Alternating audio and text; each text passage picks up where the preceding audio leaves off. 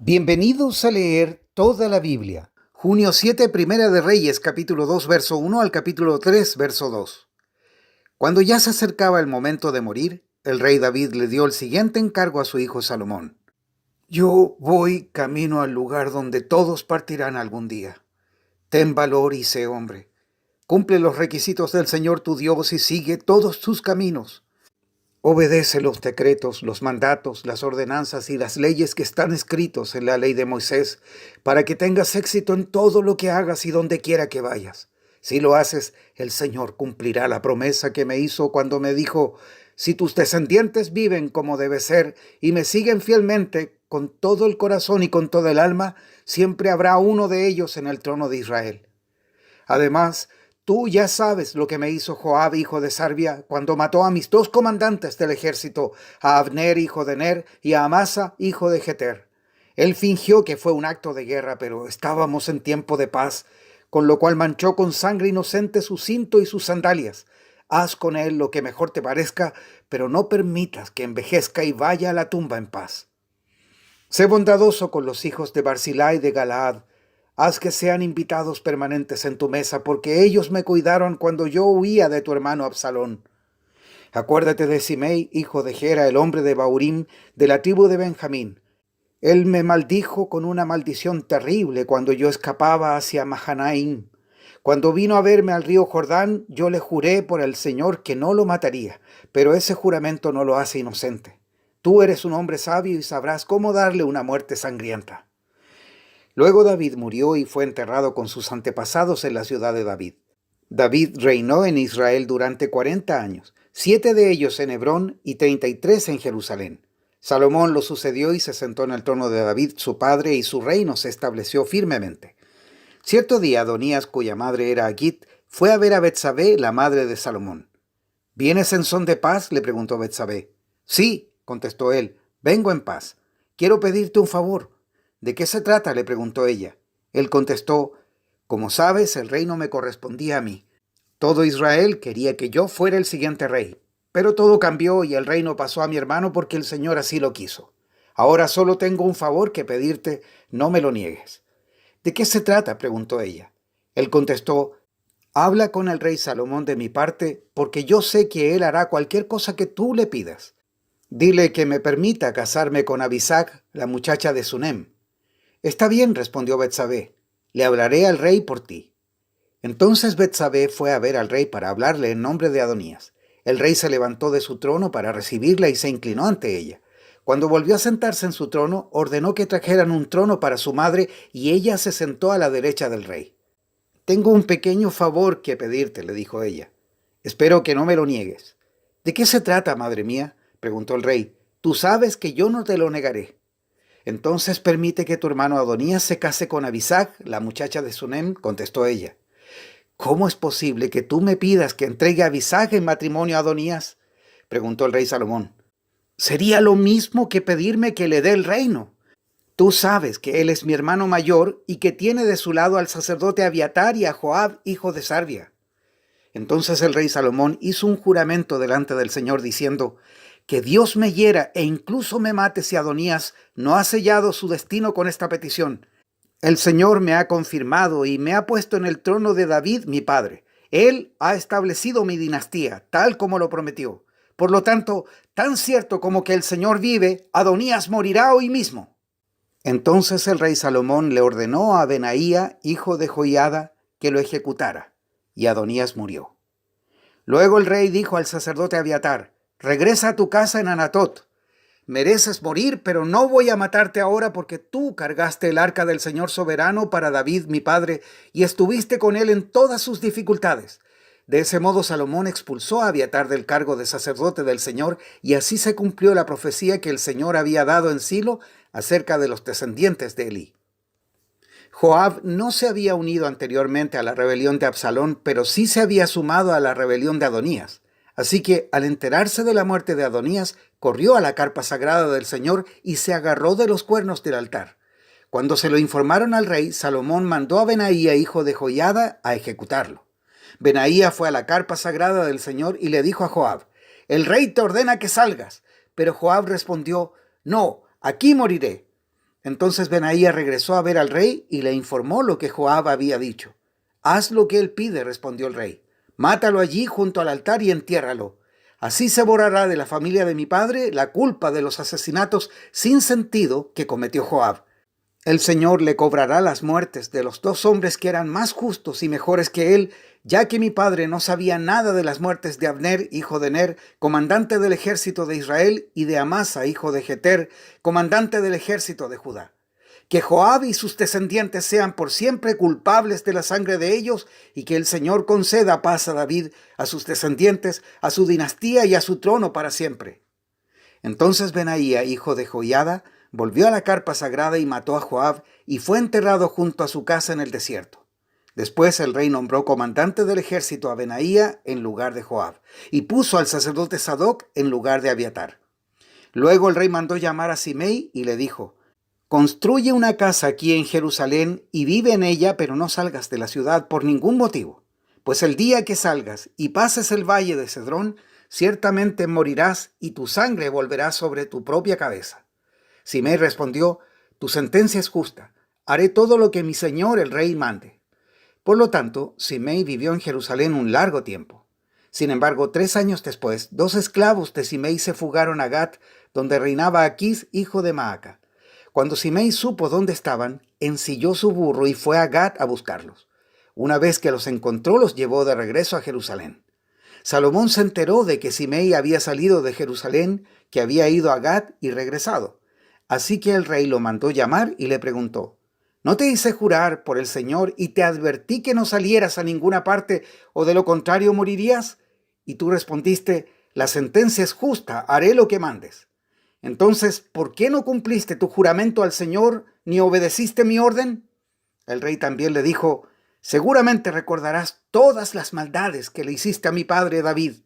Que ahora el Señor traiga todo ese mal sobre tu cabeza, pero que yo, el rey Salomón, reciba las bendiciones del Señor y que siempre haya un descendiente de David sentado en este trono en presencia del Señor.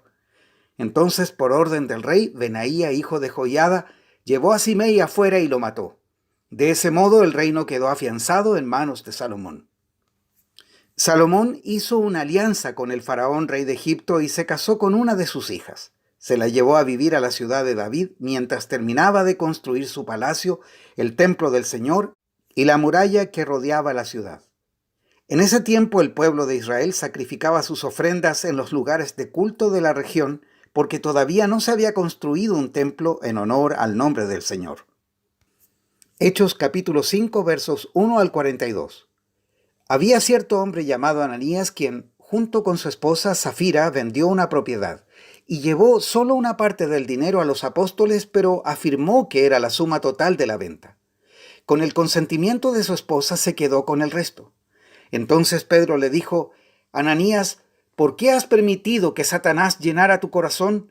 Le mentiste al Espíritu Santo y te quedaste con una parte del dinero. La decisión de vender o no la propiedad fue tuya, y después de venderla el dinero también era tuyo para regalarlo o no.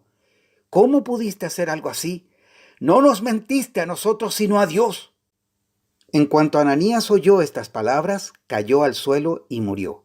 Todos los que se enteraron de lo sucedido quedaron aterrados. Después unos muchachos se levantaron, lo envolvieron en una sábana, lo sacaron y lo enterraron.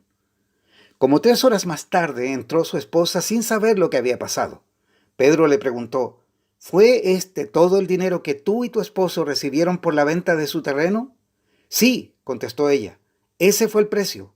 Y Pedro le dijo: ¿cómo pudieron ustedes 2 siquiera pensar en conspirar para poner a prueba al Espíritu del Señor de esta manera?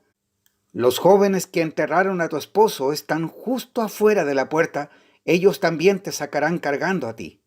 Al instante ella cayó al suelo y murió. Cuando los jóvenes entraron y vieron que estaba muerta, la sacaron y la enterraron al lado de su esposo. Gran temor se apoderó de toda la iglesia y de todos los que oyeron lo que había sucedido. Los apóstoles hacían muchas señales milagrosas y maravillas entre la gente, y todos los creyentes se reunían con frecuencia en el templo, en el área conocida como el Pórtico de Salomón, pero nadie más se atrevía a unirse a ellos, aunque toda la gente los tenía en alta estima. Sin embargo, cada vez más personas, multitudes de hombres y mujeres, creían y se acercaban al Señor. Como resultado del trabajo de los apóstoles, la gente sacaba a los enfermos a las calles en camas y camillas para que la sombra de Pedro cayera sobre algunos de ellos cuando él pasaba. Multitudes llegaban desde las aldeas que rodeaban a Jerusalén y llevaban a sus enfermos y a los que estaban poseídos por espíritus malignos, y todos eran sanados. El sumo sacerdote y sus funcionarios, que eran saduceos, se llenaron de envidia. Arrestaron a los apóstoles y un ángel del Señor llegó de noche, abrió las puertas de la cárcel y los sacó. Luego les dijo: vayan al templo y denle a la gente este mensaje de vida. Así que al amanecer los apóstoles entraron en el templo como se les había dicho y comenzaron a enseñar de inmediato. Cuando llegaron el sumo sacerdote y sus funcionarios, convocaron al Concilio Supremo, es decir, a toda la asamblea de los ancianos de Israel. Luego mandaron a sacar a los apóstoles de la cárcel para llevarlos a juicio, pero cuando los guardias del templo llegaron a la cárcel, los hombres ya no estaban. Entonces regresaron al concilio y dieron el siguiente informe: la cárcel estaba bien cerrada, los guardias estaban afuera en sus puestos, pero cuando abrimos las puertas no había nadie. Cuando el capitán de la guardia del templo y los sacerdotes principales oyeron esto, quedaron perplejos y se preguntaban en qué iba a terminar todo el asunto. Entonces alguien llegó con noticias sorprendentes: los hombres que ustedes metieron en la cárcel están en el templo enseñando a la gente. El capitán fue con los guardias del templo y arrestó a los apóstoles, pero sin violencia, porque tenían miedo de que la gente los apedreara. Después llevaron a los apóstoles ante el Concilio Supremo, donde los confrontó el sumo sacerdote. ¿Acaso no les dijimos que no enseñaran nunca más en nombre de ese hombre?, les reclamó. En lugar de eso, ustedes han llenado a toda Jerusalén con la enseñanza acerca de él y quieren hacernos responsables de su muerte. Pero Pedro y los apóstoles respondieron: nosotros tenemos que obedecer a Dios antes que a cualquier autoridad humana. El Dios de nuestros antepasados levantó a Jesús de los muertos después de que ustedes lo mataron colgándolo en una cruz. Luego Dios lo puso en el lugar de honor a su derecha como príncipe y salvador. Lo hizo para que el pueblo de Israel se arrepintiera de sus pecados y fuera perdonado. Nosotros somos testigos de estas cosas, y también lo es el Espíritu Santo dado por Dios a todos los que le obedecen. Al oír esto, el Concilio Supremo se enfureció y decidió matarlos. Pero uno de los miembros, un fariseo llamado Gamaliel, experto en la ley religiosa y respetado por toda la gente, se puso de pie y ordenó que sacaran de la sala del concilio a los apóstoles por un momento. Entonces les dijo a sus colegas: hombres de Israel, tengan cuidado con lo que piensan hacerles a estos hombres. Hace algún tiempo hubo un tal Teudas quien fingía ser alguien importante. Unas 400 personas se le unieron, pero a él lo mataron y todos sus seguidores se fueron cada cual por su camino. Todo el movimiento se redujo a nada. Después de él, en el tiempo en que se llevó a cabo el censo, apareció un tal Judas de Galilea. Logró que la gente lo siguiera, pero a él también lo mataron y todos sus seguidores se dispersaron. Así que mi consejo es que dejen a esos hombres en paz, pónganlos en libertad. Si ellos están planeando y actuando por sí solos, pronto su movimiento caerá. Pero si es de Dios, ustedes no podrán detenerlos. Tal vez hasta se encuentren peleando contra Dios. Los otros miembros aceptaron su consejo. Llamaron a los apóstoles y mandaron que los azotaran. Luego les ordenaron que nunca más hablaran en el nombre de Jesús y los pusieron en libertad. Los apóstoles salieron del Concilio Supremo con alegría porque Dios los había considerado dignos de sufrir deshonra por el nombre de Jesús. Y cada día en el templo y casa por casa seguían enseñando y predicando este mensaje: Jesús es el Mesías. Salmo 125, versos 1 al 15. Los que confían en el Señor están seguros como el monte Sión. No serán vencidos, sino que permanecerán para siempre. Así como las montañas rodean a Jerusalén, así rodea el Señor a su pueblo ahora y siempre. Los perversos no gobernarán la tierra de los justos, porque entonces los justos podrían ser tentados a hacer el mal. Oh Señor, haz bien a los que son buenos, a los que tienen el corazón en armonía contigo. Pero expulsa a los que recurren a caminos torcidos, oh Señor. Llévatelos junto con aquellos que hacen el mal. Que Israel tenga paz. Proverbios 16, verso 25. Delante de cada persona hay un camino que parece correcto, pero termina en muerte. Hasta aquí la lectura de hoy.